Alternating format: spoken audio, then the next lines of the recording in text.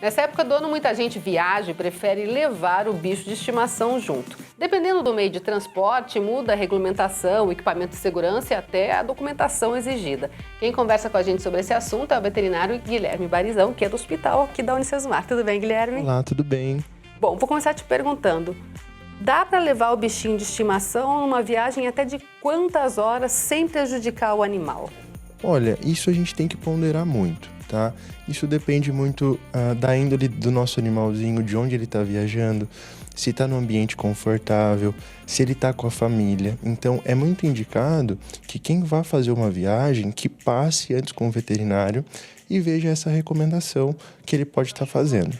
E tem uma documentação exigida também, independente se for de carro, de ônibus, de avião, né? Exato, mas ele é um atestado de saúde desse animalzinho. E aí, só que nessa documentação vai ter ali só o atestado da vacina antirrábica, é isso que o mapa exige. Essa vacinação, além de outros parâmetros. Então, o animal, então, esse médico veterinário, ele atesta essa saúde desse bichinho com algumas ali comprovações dentro do exame clínico. Lembrando que tem que estar vacinado, né? Com a vacinação em dia. Mas essa vacinação, ela se inicia a partir dos 120 dias de idade e ela é anual. E assim, não adianta pegar um animalzinho que está com a vacina atrasada, fazer hoje essa vacinação e já querer receber esse atestado. Tem porque um prazo. De 30 dias, exatamente. Então quem for viajar agora em janeiro já tem que ver isso. Já tem que ver, porque dá tempo desse animalzinho ter essa imunização 100%. E assim, além desse documento, tem que ter alguma outra coisa para transporte também? Assim, a gente não pode ficar com esse bichinho solto dentro do carro, tanto para a segurança dele quanto para nossa segurança. Existem meios que a gente pode estar colocando ele para dar mais conforto. O que é muito usado, que todo mundo conhece, é a caixinha de transporte. Tem animais que se dão super bem, só que tem um limite de tamanho, né? Tem a possibilidade do cinto de segurança, ele é acoplado no peitoral desse bichinho, é muito confortável, inclusive. Mas é um cinto especial também, É um cinto especial, a gente encontra nesses pet shops, a gente já consegue ali encontrar, e ele encaixa ali no do carro também. Certo. E tem a cadeirinha, que é uma associação de uma telinha com uma cadeirinha e o cinto de segurança, aí atendendo o bichinho de até 10 quilos no máximo.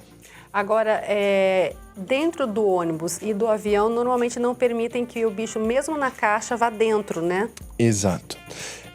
Isso varia muito de companhia lá por companhia. Então, é muito indicado que quem vá viajar já entre em contato com a companhia e veja quais são essas exigências. O que eu, como veterinário, não recomendo é viagens no bagageiro de forma nenhuma, tá? Então, antes passe lá pelo veterinário, claro, mas caso haja essa possibilidade de ficar com o animalzinho junto com você, seja dentro da cabine ou dentro do ônibus ali, é muito melhor do que colocar ele numa situação que é inapropriada.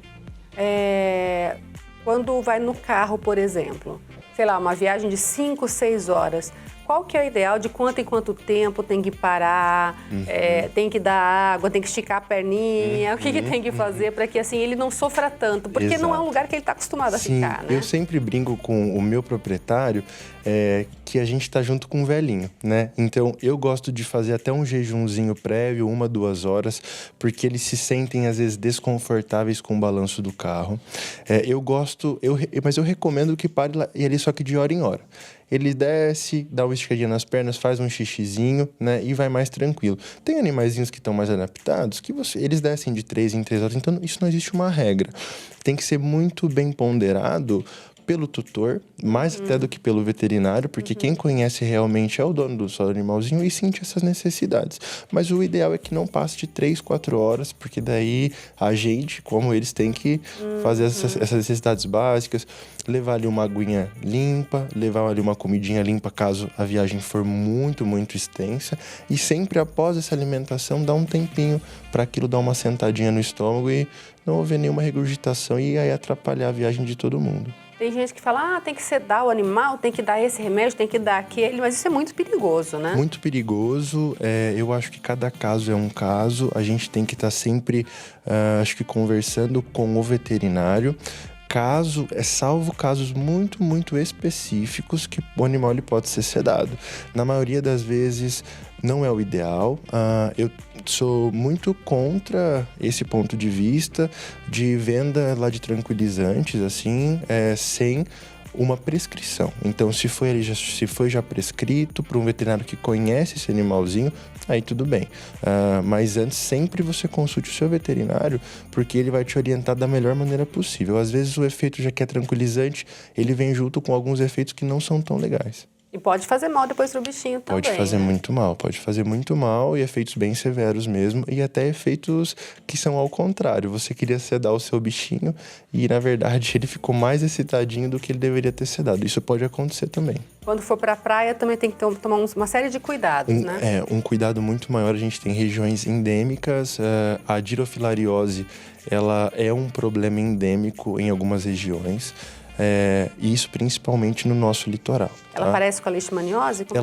A forma dela de transmissão é por um mosquito. Então, a gente consegue, além de ser uma zoonose, né? Então, algumas formas de imunização não tão comuns na nossa região, a gente sempre faz uma imunização, ou geralmente a gente faz contra os ectoparasitas, pulgas e carrapatos, e endoparasitas, os vermes intestinais. Só que contra mosquito não é uma coisa que é tão comum ainda. Eu acho que deveria todo paciente, mesmo aqui, usar, e principalmente quem vai para regiões endêmicas, já procura. Existem formas de profilaxia como a vacinação, existem outras formas, por exemplo, tem coleirinha que previne contra todos esses ectoparasitas e esse mosquitinho também. Então, as formas tem várias, basta a gente estar querendo só se informar para saber o que é o melhor lá para aquele tipo de paciente. E mosquito em relação ao animal é complicado, né? Porque não dá para ficar atento o tempo todo, né? E é muito engraçado que às vezes eles ou eles não se importam, acham que é brincadeira, tem alguns que tentam comer o mosquito, né? Então é bem engraçado por essa parte. Não é uma coisa que talvez seja tão difundida entre os donos de animais. Então, nossa, mas mosquito, assim, é uma zoonose, é um problema, né? Em alguns países já foi erradicado e a gente está na luta para isso acontecer aqui também. Agora, um outro cuidado que tem que tomar com quem deixa o bichinho também é que muitas vezes o bichinho fica triste porque não está com o dono. Porque hoje em dia existe um apego muito grande, né? Eles fazem parte da família. Exatamente. Mas o engraçado é que a gente tem que ponderar bem dentro dessa viagem o que é mais recomendado. Eu vou levar junto comigo, ele vai ficar mais estressado se for ou não. E se for ficar, ele vai ficar como? Ele vai ficar com quem? Quem que vai cuidar dele? Então, existem lugares especializados, tem hotel canino, né? E aí, mas o interessante faça o teste nesse hotelzinho antes para ver se o seu animalzinho ele tá bem adaptado, se ele volta feliz, se ele gosta do meio que ele tá ali inserido. Esses hotelzinhos, eles têm as regras quanto à vacinação, quanto ao controle de ecto e endoparasitas, que cada hotelzinho vai colocar qual a regra para estar deixando esse animalzinho lá. Hoje existem métodos e tem pessoas que cuidam em casa e que cuidam muito bem até, inclusive. Aí, como a gente sempre fala de posse responsável, tem que pensar primeiramente no bichinho, Primeiro, né? Às vezes a gente não quer deixar, né? Mas eu vou ficar com saudade. Mas ele não vai sofrer um pouquinho. A gente se vira, né? Tem que pensar no bichinho mesmo. Exatamente. Por conta desse bem-estar dele, né? Sim. Alguns probleminhas, eu tive já alguns pacientes que eles clinicamente eles não demonstravam nada e que com o estresse do abandono, que não é o abandono, mas o estresse da separação... Ele não sabe, né, que a gente vai voltar. Eles ficam mal, né? Então, existe uma queda nesse sistema imune e às vezes alguns probleminhas que estavam bem controlados, que não tinham aparecido, eles aparecem. Então, tomar muito cuidado com essa questão de onde vai deixar, se vai deixar e com quem que vai deixar. Tá certo, então. Muito obrigada pelas informações aqui pra gente, viu?